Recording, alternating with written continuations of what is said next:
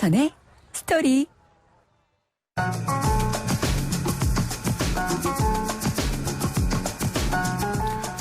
안녕하십니까. 주말 아침을 청취자 여러분과 함께하는 YTN 뉴스 FM 황보선의 스토리입니다.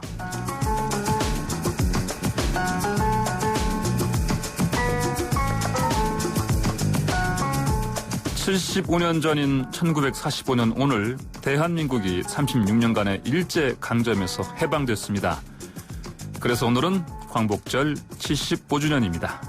그런데 올해 8월 15일은요. 복자가 2개 들어가는 겹복의 날입니다. 광복절이기도 하고 삼복 가운데 하나인 말복이기도 합니다.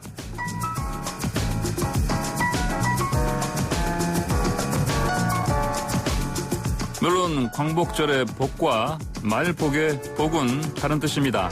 광복절의 복은 회복할 복자입니다. 그래서 광복절은 국권을, 주권을 영예롭게 복, 되찾은 날이죠. 자, 삼복의 마지막 말복에서 복자는 극복한다는 뜻입니다. 극심한 수해, 사상 최장의 장마, 그리고 곧 이어질 무더위, 그리고 코로나19까지 우리를 힘겹게 하는 게 참 많습니다만 오늘 8월 15일 극복과 치유의 기운 듬뿍 받으시고 복된 날 됐으면 좋겠습니다. 2002년 영화 광복절 특사에 출연했던 송윤아 씨의 목소리에다가 당시 급조된 프로젝트 밴드 광복절 밴드의 연주로 분홍 립스틱 들려드리면서 오늘 황보선의 스토리 문을 엽니다.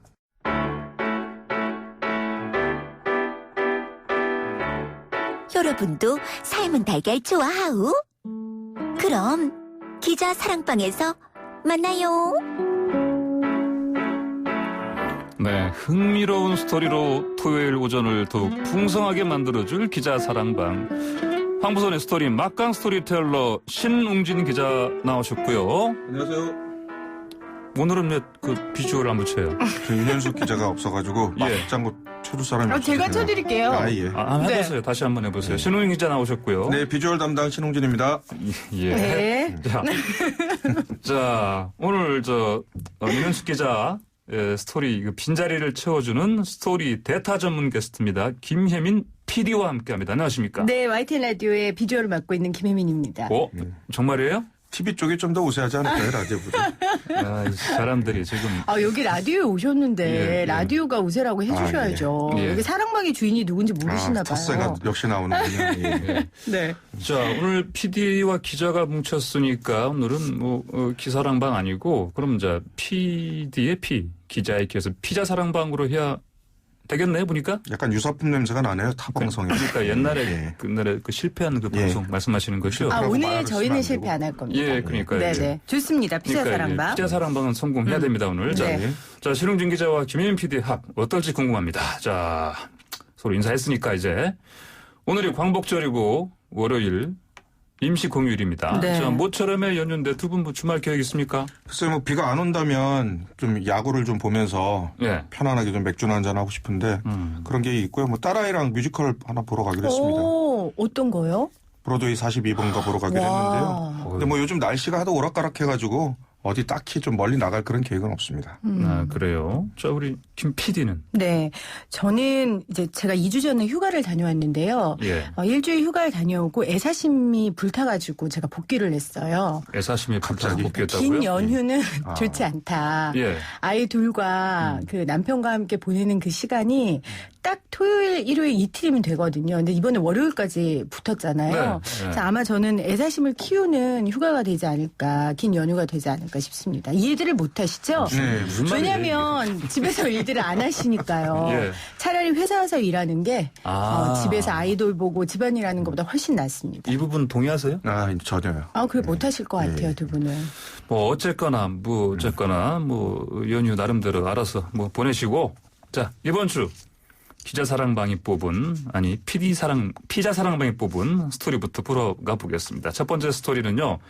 쌍둥이 자매의 재판에 대해서입니다. 숙명여고 교무부장인 아버지로부터 시험 답안을 넘겨받아서 시험을 쳤다는 혐의로 재판에 넘겨진 쌍둥이 자매에게 집행유예 3년이 선고됐습니다. 재판부는 공교육의 신뢰를 무너뜨렸다며 유죄를 선고했는데요. 쌍둥이 자매 1심 재판에 대한 자세한 분석부터 들어보겠습니다. 8월 13일 YTN 라디오 출발사 아침에 출연한 최단비 구정모 변호사의 이야기입니다. 자매의 주장과는 달리 재판부는 이 쌍둥이 자매에게 유죄 판결을 선고를 했습니다. 그래서 어제 징역 1년 6월에 집행유예 3년 그리고 사회봉사 240시간을 선고를 받았고요. 재판부는 유죄 판결을 하면서 이 공정한 경쟁을 박탈하고 학교 시험에 업무를 방해했다라고 공교육에 대한 재판 신뢰를 무너뜨리는 결과를 초래했다라고 사안의 중대성을 지적을 했습니다. 네, 유죄 판단의 근거가 업무 방해이고요. 혐의는 공교육의 신뢰를 무너뜨려서 사안이 굉장히 중대하다라고 판단을 했습니다. 공교육의 신뢰를 무너뜨렸다. 네. 근데 이번에 보니까 이 선고 나온 다음에 그 쌍둥이 측 변호인이 이런 말을 했어요. 대법원 확정 판결에 숨어서 도피성으로 판결한 것이다. 이 표현은 이게 뭡니까 이건? 이게 이제 앞서서 말씀해 주신 거랑 같은 내용인데 사실은 모든 사건은 다 다른 사건입니다. 그래서 아버지와 쌍둥이가 같은 혐의를 받고 있다 하더라도 아버지 사건이 유죄라고 해서 반드시 쌍둥이 사건이 유죄일 수는 없어요. 다른 판결을 할 수가 있는데 하지만 앞서서 이제 변호사님께서 설명해 주신 것처럼 이번 재판부가 아버지의 재판부에서 판단한 사실을 봤더니 그 사실이 우리의 증거로 반드시 사용되지 않으리라고 보낼 수 있는 사정이 없다는 거예요. 그 판단을 우리의 판단으로 차용해도 괜찮겠다라는 얘기인 것이고요.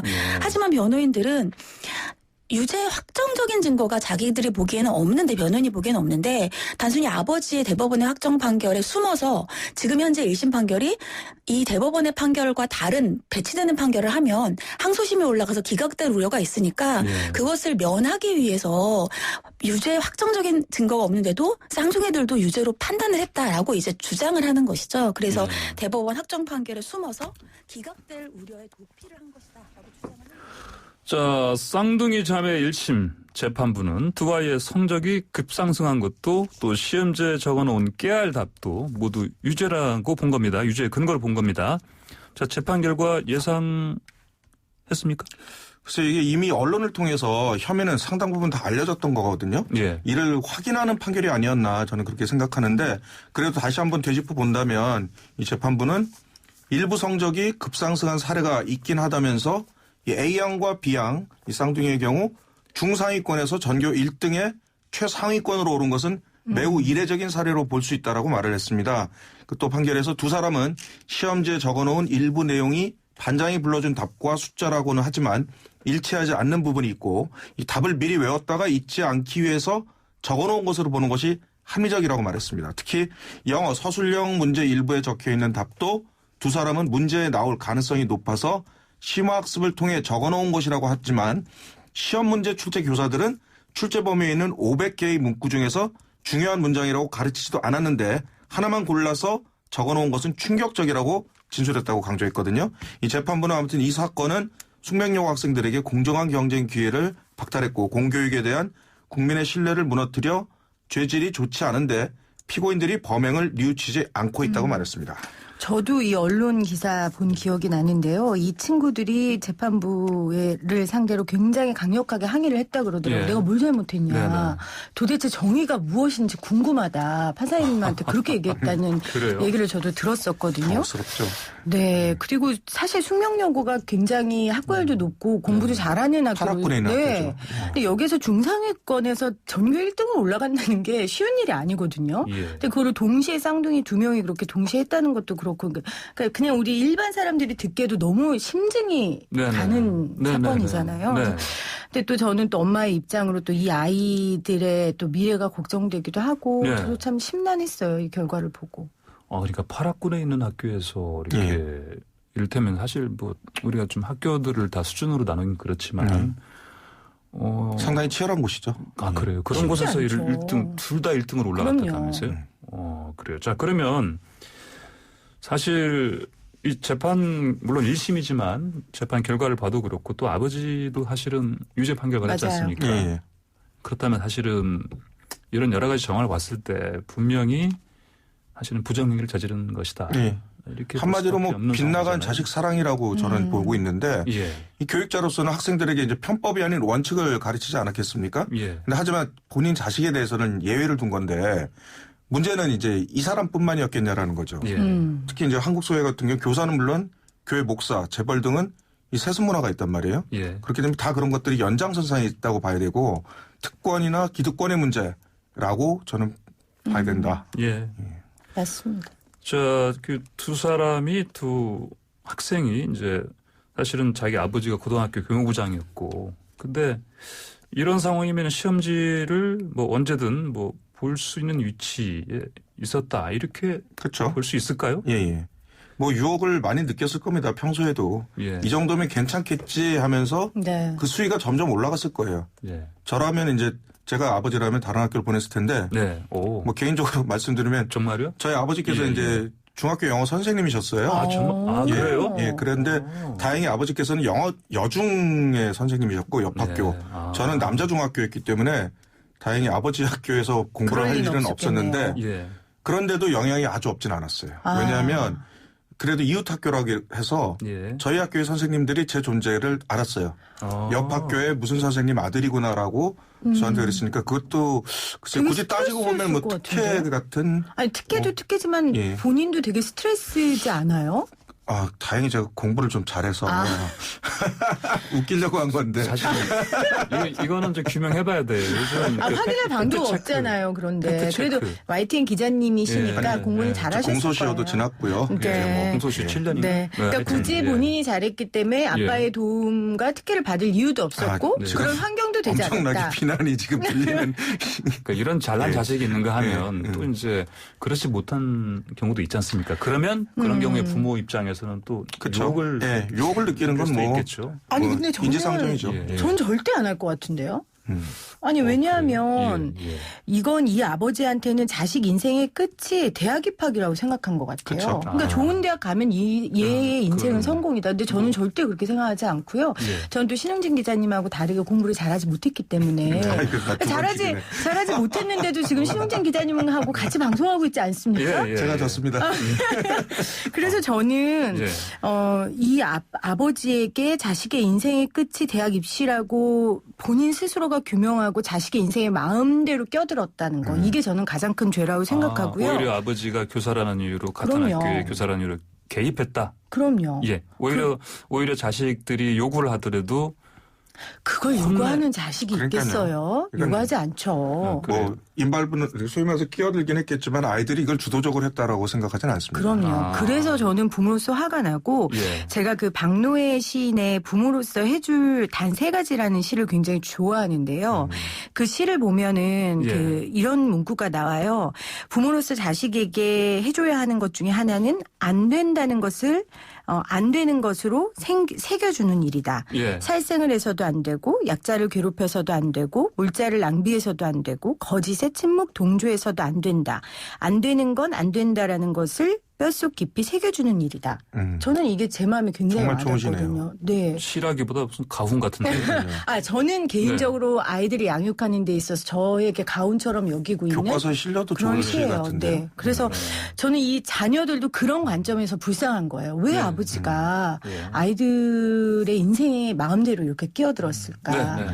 저는 그래서 참 너무 마음이 아파요. 그럼 아까 얘기하신 대로 그러면 결국은 교사의 자녀는 같은 학교에서 다니지 못하도록 예, 그런 게 뭐 상피제? 상피제라는 게 이제 뭐 예, 예. 교육뿐만이 아니고 여러 군데 다 있는데요. 예. 그래서 지금 뭐 각 교육청하고 지자체별로 도입을 하고 있다고 합니다. 그리고 예. 그런데도 불구하고 뭐 어떻게 뭐 예외가 어떻게 적용되는지 모르겠는데 아마 예. 일률적으로 가지는 않는 것 같은데 아무튼 이거는 그러니까 교사인 부모가 스스로 알아서 그럼요. 상식에 속하는 영역이죠. 맞아요. 예.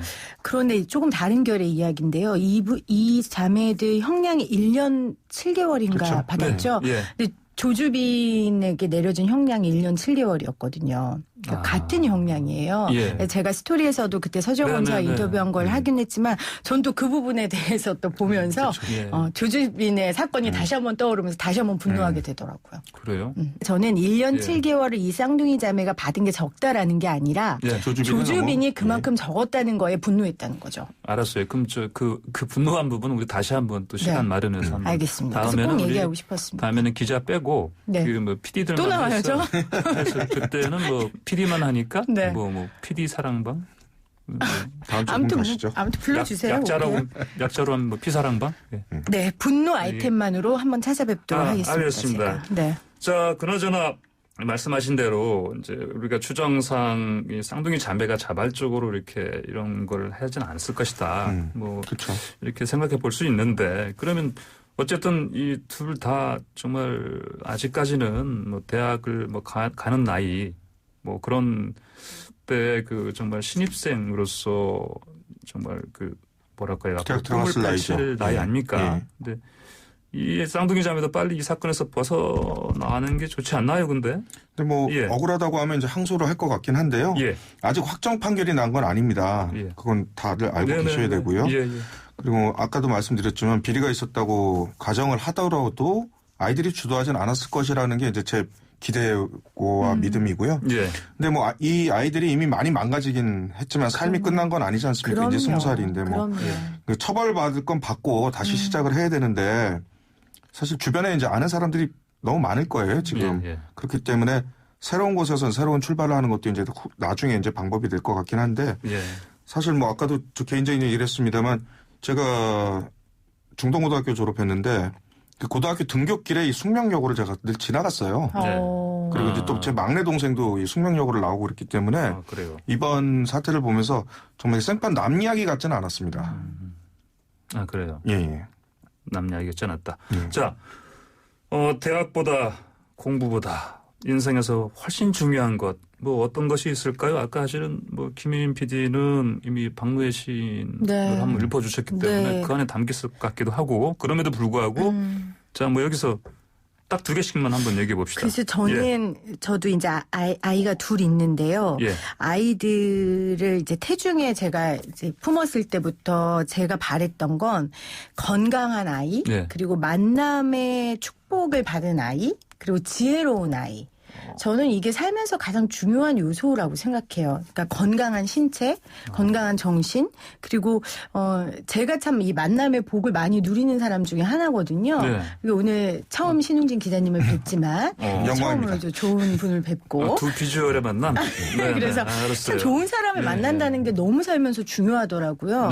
그리고 저는 지식보다 좋은 대학 가는 것보다 지혜로운 사람이 훨씬 사회생활 해보니까 더 중요한 역할들을 감당하는 거를 제가 봐서 저는 인생에 있어서 대학보다 공부보다 건강, 만남, 지혜 저는 이 세 항목이 되게 중요하고 저도 그런 사람이 됐으면 좋겠고 우리 아이들도 그런 사람이 됐으면 좋겠습니다. 건강, 만남, 지혜. 왜 적으시는 거예요? 그거 추구하시려고요? 2개를 말하라고 했는데 3개를 말해주세요. 선생님 같으시네요. 하나 초과해서.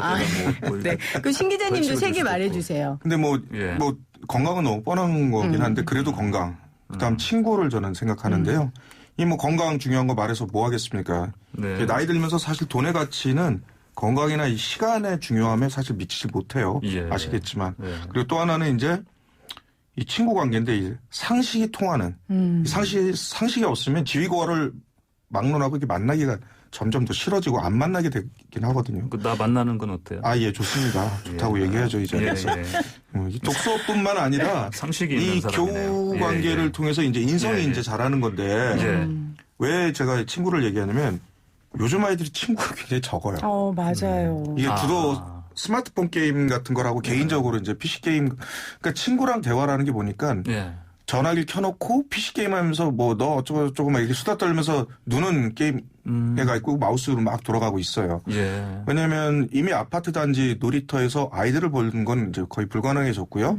아이들이 어울리는 장소라고 해봐야 학원인데 학원이 뭐 웃고 놀고 떠드는 데는 아니잖아요. 그렇죠. 같이 수업을 듣고 같이 앉아 있는다는 정도인데 아이들이 이렇게 같이 어울려서 뭐 친구네 집에서 늦게까지 있다가 저녁 먹고 들어올게 뭐 이런 얘기를 들어본 적이 없어요. 저희 때는 이제 소위 말해서 여기저기 가서 밥 얻어먹고 돌아다니고 뭐 여기서 자고 가면 안 돼요 뭐 이렇게 한 번씩 하고 그랬는데 그리고 그때는 핸드폰도 없으니까 그렇죠. 그냥 엄마 학교 다녀오겠습니다 하고 나가면 그냥 애가 들어오다 보다 그렇죠. 그럼 학교 끝나고 친구 집 순회하고 들어오면 다녀왔습니다 이게 됐잖아요. 근데 지금은 아이들 핸드폰으로 다 동선까지 파악되고 하니까 친구 관계가 있을 수가 없더라고요. 정말. 그러니까 자꾸 이런 얘기하면 또 라떼는 이렇게 하는데 근데 제가 봐도 좀 안타까울 정도로 맞아요. 저희 아이들이 친구가 제가 어렸을 때 한 10분의 1? 그 정도밖에 안 된다는 그런 느낌을 받았어요. 그래요. 오늘 두 분 이야기 나누는 거 보니까 뭐 피자, 피자 사랑방 궁합이 괜찮네요. 보니까. 네, 왜 그러세요? 더 추가해 주십시오. 아니 우리 예. 아니 윤 기자님 없는 자리에 네네. 너무 그렇게 얘기하시면 안 돼요. 없으면 바로 우리 이렇게 합니다. 여기 예. 이런 데였어요. 예. 이름은 사랑방인데 전혀 신재엽 기자를 그렇게 날려버렸습니다. 한 방에 날렸습니다. 자, 두 분 오늘 그 건강, 만남, 지혜는 우리 김 PD, 그리고 건강 역시, 그리고 상식 있는 친구. 자, 좋은 것들을 꼽아주셨습니다. 이렇게 말씀하신 대로 이런 것들만 잘 이렇게 챙기면서, 청소년 어린이들이 이렇게 살아간다면, 이렇게 쌍둥이 자매 이번에 이런 일은 잘 일어나지 않겠죠? 사회가 발전하겠죠. 그렇죠. 그리고 어른들도 이렇게 돼야죠. 결국 이 아버지가 예. 아이들을 이렇게 좀 만든 거라고 생각하니까요. 예, 알겠습니다. 네, 앵커부터 이렇게 잘 해주시기를 제가 부탁드립니다. 알겠습니다. 황보선의 스토리.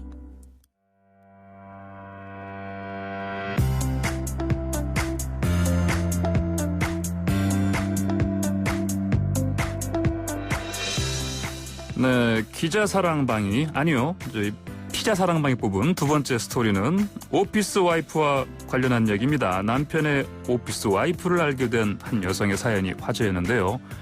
8월 10일 YTN 라디오 양소영 변호사의 상담소에 출연한 백수연 변호사의 이야기 들어보시겠습니다.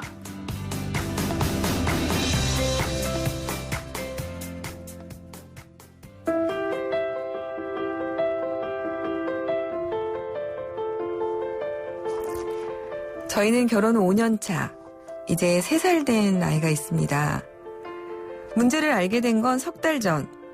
밤 10시쯤 쓰레기 봉투를 들고 내려갔는데 남편이 누군가 통화를 하고 있었습니다. 걱정하지 마라, 도와주겠다, 괜찮냐, 잘 자라. 그런 내용의 통화였죠. 왜 집에도 안 들어오고 통화를 하냐고 물으니 남편은 직장 동료라며 신경 쓰지 말라고 했습니다. 하지만 그날 이후부터 남편의 행동 하나하나가 신경 쓰이기 시작했습니다. 회식이라며 늦는 날도 많았고요. 그래서 남편의 휴대폰을 몰래 보게 되었죠. 남편에겐 오피스 와이프가 있었습니다. 서로를 오피스 와이프, 오피스 허스밴드라고 칭하며 두 사람은 모든 것을 서로 의논했습니다. 점심 식사는 매일같이 했고 남편은 그녀에게 운전을 가르쳐주고 영화도 함께 봤습니다. 이런 사실을 알고 며칠을 마음고생을 하다 남편에게 물었습니다. 남편에게 두 사람 사이가 대체 뭐냐는 저의 질문에 남편은 그저 직장 동료라며 오히려 제게 화를 내는 겁니다. 그 일 이후 저희 부부 사이는 점점 나빠졌고 남편은 여전히 오피스 와이프와 관계를 정리하지 않았습니다. 더 이상 결혼 생활에 의미가 없는데 이혼을 한다면 이게 이혼 사유가 될까요? 그리고 아이의 양육권이나 재산 분할이 가능할까요?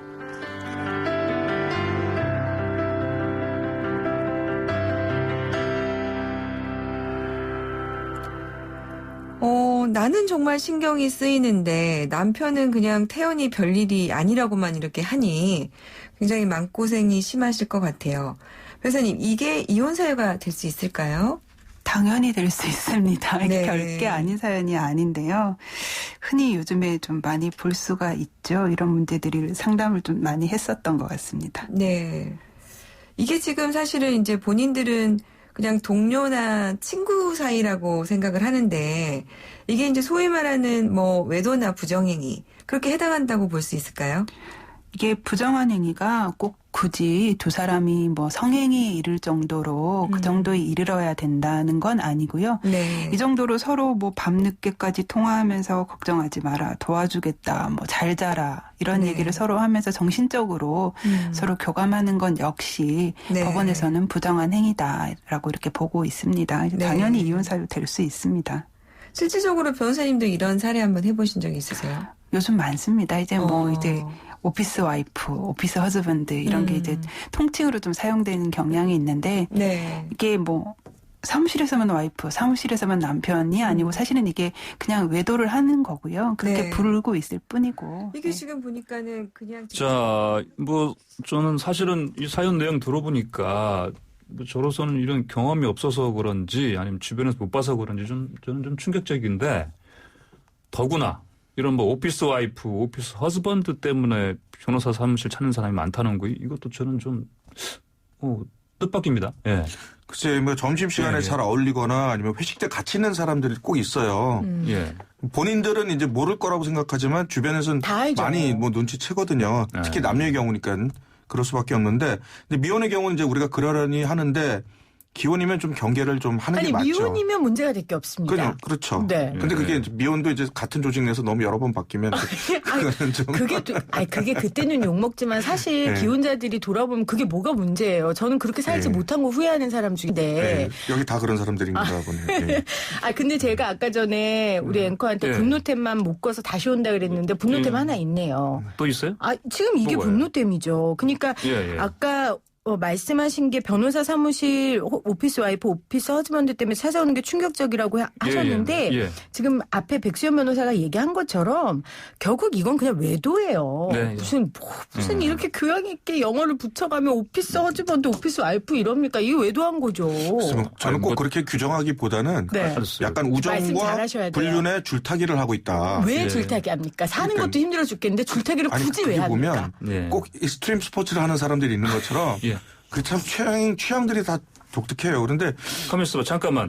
신은유 기자가 익스트림 스포츠를 좋아하잖아요. 원래 좀 하죠. 예, 저는 좋아하죠. 여기서 뭔가 좀 스포츠만 좋아합니다. 냄새가 나죠. 근데 예전에는 이제 누가 그렇고 그렇대더라라는 이런 게 이제 수군거림이 재밌기도 한 적이 있었는데 나이를 들면 들수록 제가 그래도 관심이 적어져서 뭐 회사에서 누가 만나나 보다 주변 사람이 관심이 점점 없어지더라고요, 사실은. 그러니까 이 사연의 분들도 기자님보다는 다 젊은 분들일 거예요. 이제 기자님 나이대 되면 갑자기 너무 제 나이가 그런데 근데 보면 이걸 좀 더 우리가 남 얘기라고 얘기하지 마시고 자, 이제 뭐 저 신웅진 기자도 이거 좀 이입을 좀 하겠습니다. 정신 좀 차리시고 자.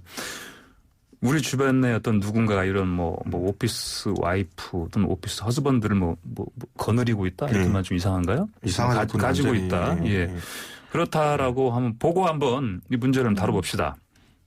자, 오피스 와이프가 그저 직장 동료라고 화를 내는 남편 이거 갑니까?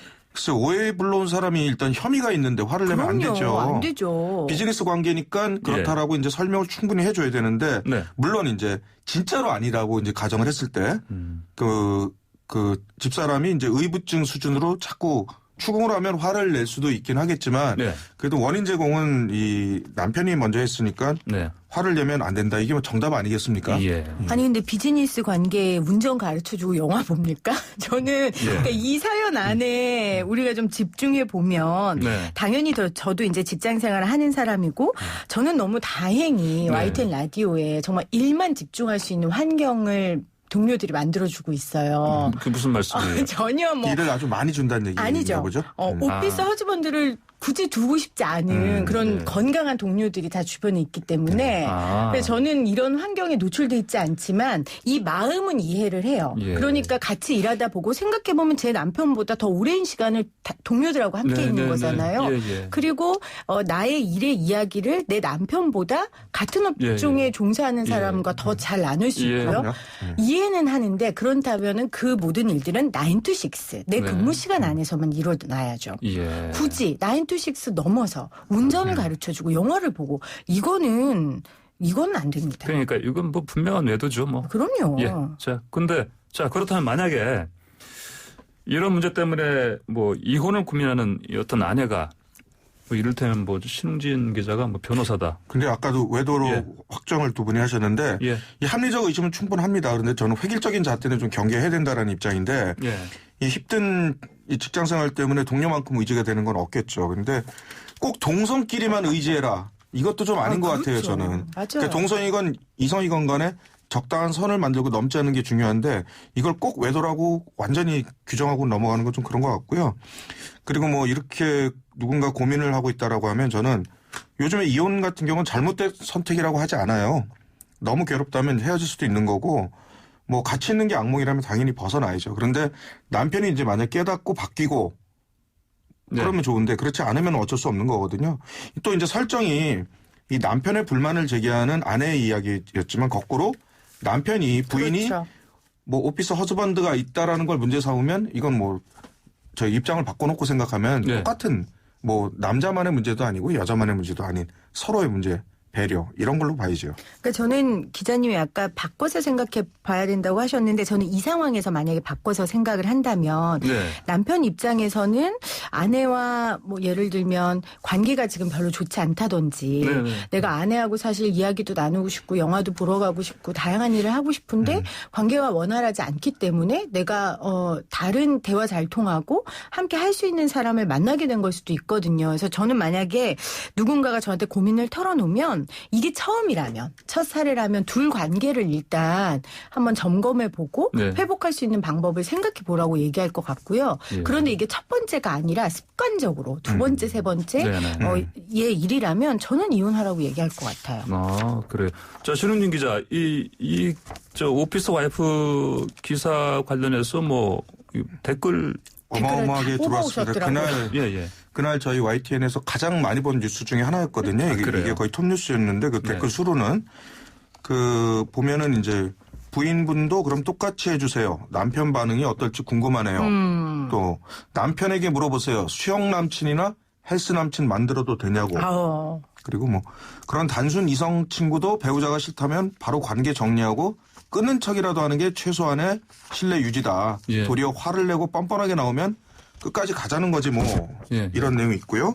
예. 가장 마음에 와닿았던 댓글 있으세요, 기자님? 글쎄요. 제가 좀 더 읽어보겠습니다. 네. 출퇴근 시 카풀, 일주일에 반은 회식, 나머지 반은 직원들과 수영 강습받고 주말마다 회사 일 있다며 옷 차려입고 향수 뿌리고 나가버리는 상사였던 제 남편은 그 여직원에게 일본어 배운다고 붙어 다녔습니다. 오피스 와이프가 유행이라며 저에게 말했던 게 기억나네요. 세상에. 몇 달 동안 아이와 저는 남편의 얼굴을 보기 힘들었죠. 10년 전의 일입니다. 오피스 와이프, 오피스 허즈번드라는 말은 외도를 보기 좋게 꾸며주는 잔인한 단어가 아닐까. 옛 기억을 떠올리니 다시 마음이 힘들어집니다. 또 다른 거는 남자 여자를 떠나서 다른 이성 교제를 하려면 현재 배우자든 연인이든 깔끔하게 사과하고 정리를 해라. 이런 내용이 있었고요. 또 왜 이런 기사는 전부 남자만 나오지 이러면서 꼭 남자만 잘못한 거라고 기사 적고 난리가 났다.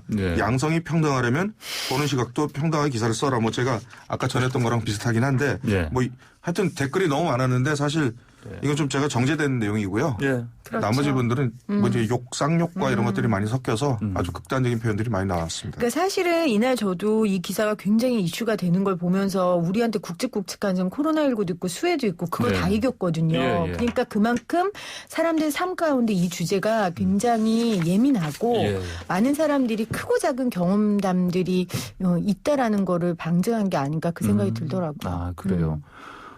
그 아까 읽으신 댓글 말고도 뭐 다른 뭐 거친 욕설 들어간 댓글도 많다고 하셨는데 혹시 저 신문진 기자한테 정말 그 다른 댓글보다 확 와닿은 그런 댓글 없었어요? 혹시? 글쎄 이게 뭐 저랑은 상관없는 얘기다 보니까 전 뭐 그런 건 없었고요. 뭐 요지경 뭐 세상 뭐 그렇게 이해했습니다. 세상은 요지경? 믿어주십시오 좀. 지금 저희한테 믿어달라고 자꾸 저를 쳐다보면서 김혜민 PD가 얘기를 하니까 눈을 피할 수도 없고 이 좁은 공간에서. 아니 저는 아무것도 하지 않았는데. 근데 이제 저는 제가 결혼하기 전에 이제 결혼한 남자 선배들하고 친하게 지낸 적이 있었어요. 그러니까 오히려 저는 경계가 없었는데, 근데 제가 지금 결혼을 하고 보니까 그 와이프 입장에서 굉장히 기분 나빴겠다. 라는 생각이 지금 들 때가 있어요. 그래서 모두가 다 조심하는 게 중요한 것 같아요. 관계잖아요. 누군가가 다 얽혀 있는 그 관계 속에 서로 주의하는 게 굉장히 중요한 것 같아요. 그러니까 관계가 이제 나랑 지금 직접 마주친 사람과의 그 어떤 뭐 배려만이 아니고 그 사람의 또 가족까지도 배려하는 기본적인 그러니까 모든 그 교제는 9 to 6로 하셔라. 근무 시간, 출퇴근 시간 지켜서 하셔라. 저녁에 있는 삶이란 말도 있지 않습니까? 저녁은 가족과 함께. 자, 남편보다 더 든든한 아내보다 더 가까운 직장 내 오피스 와이프, 오피스 허즈번드. 이런 표현도 좀 이상합니다. 맞아요. 영어로만 너무 그런데 이런 존재가 왜 생겨난 겁니까? 이게 뭐 업무 스트레스를 날려보낼 든든한 조력자, 뭐 지원군 이렇게 생각한다는 의미라는데 이게 뭐 미국에서 생겨났다고 합니다. 직장에서 자주 접하는 이성 동료이며 많은 시간을 함께 보내지만 그 어떤 신체 접촉은 하지 않는다라고 정의는 돼 있어요. 네. 근데 이제 현대인의 생활 중심이 이제 회사에 워낙 많은 시간을 지금 투자하지 않습니까? 네. 회사에서 많은 시간을 보내고 맞벌이 부부가 늘다 보니까 사내에서 이제 불륜으로 가기도 하고 친한 동료라고 하기에는 좀 썸의 관계까지 가는 그런 일이 자주 있어서 그런 거거든요. 왜냐하면 그런 일이 자주 있다고요? 아니 그런 일이 있다라고 하는 건 저 아닙니다. 저 직장 동료만큼 이제 자신의 일을 이해하는 사람이 드물다 보니까 이 사적인 관계까지 공적인 관계에서 사적인 관계로 확장되면서 이 같은 현상이 나온다고 하는데 분명히 뭐 화제는 됐지만 이게 매우 일반적인 현상이다라고 보기에는 조금 무리가 있습니다. 근데 제가 계속해서 9to6 얘기를 하는 게 뭐냐면요. 저는 사람의 마음과 감정은 충분히 이런 일이 일어날 수 있다고 생각해요. 저도 직장 생활을 하고 있고 맞벌이 부부고 동료들하고 통하다 보면 같이 얘기하고 싶고 얘기하다 보면 영화도 한 편 볼까 하게 되고 처음부터 무슨 흑심이 있어서가 아니라 사람의 마음은 그럴 수 있거든요. 그러니까 제도 안에서 하라는 거죠. 딱 내가 이 사람하고 좋은 관계도 업무 시간에 함께 이야기를 나누고 저녁에는 돌아가서 가족과 함께 보내는 그 시스템 자기만의 좀 삶의 시스템을 만들어서 본인 스스로를 컨트롤하는 게 저는 되게 중요할 것 같아요. 뭐 해결책이 이게 글쎄 이걸 여기에다 뭐 해결책이라는 말을 쓰는 게 좀 적절할지 모르겠습니다만 뭐 신부장은 이제 어떻게 글쎄요 지금 뭐 아까도 정의가 돼 있었지만 자신한테 만약 이런 상황이 다가온다. 뭐 자꾸 왜 그럼 어떻게 할 거예요? 자꾸 저한테 저 뭐 무슨 드라마나 영화 상황을 지금 꼭 가정을 하는데 전 가정을 전제로 한 질문에는 대답하지 않습니다. 외교관들한테 배운 거거든요. 근데 뭐 이게 뭐 어디까지 되냐 안 되느냐 이런 문제는 아까도 뭐 정의를 했습니다만 그 신체적 접촉은 하지 말자 이게 기본이고요. 김혜빈 PD도 계속 얘기했지만 업무 시간 외에는 함께 하지 말아야 되는 게 맞습니다. 왜냐하면 이 업무 시간은 오피스라는 공간과 시간, 거기에만 이제 한정을 해야 되는 거고요.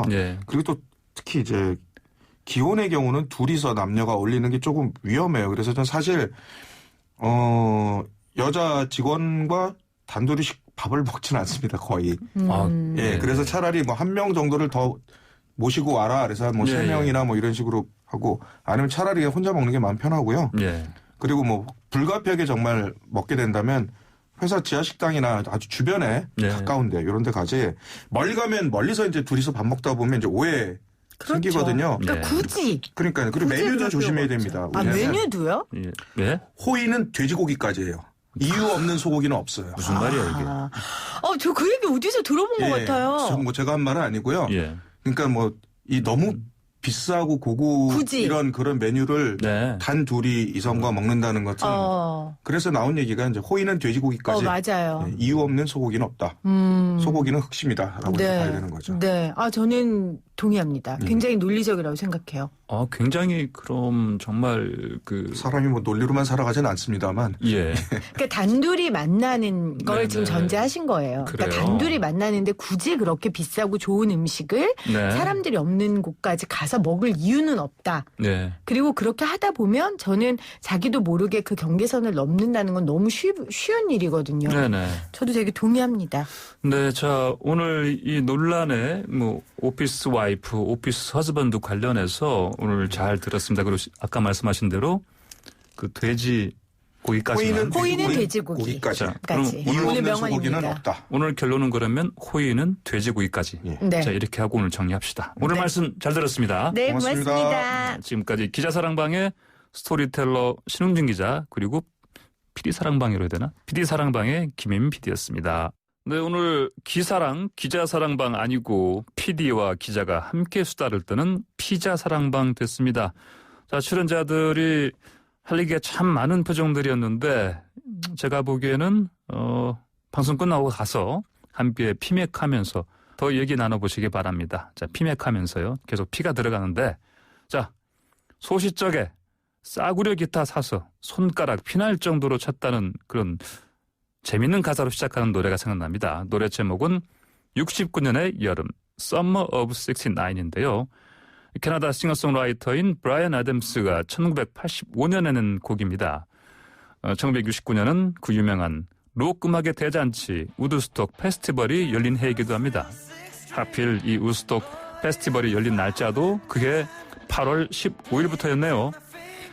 Summer of 69 들으시면서 오늘 토요일 황보선의 스토리 마치겠습니다. 저는 내일 아침 9시 10분에 다시 찾아뵙겠습니다. 감사합니다.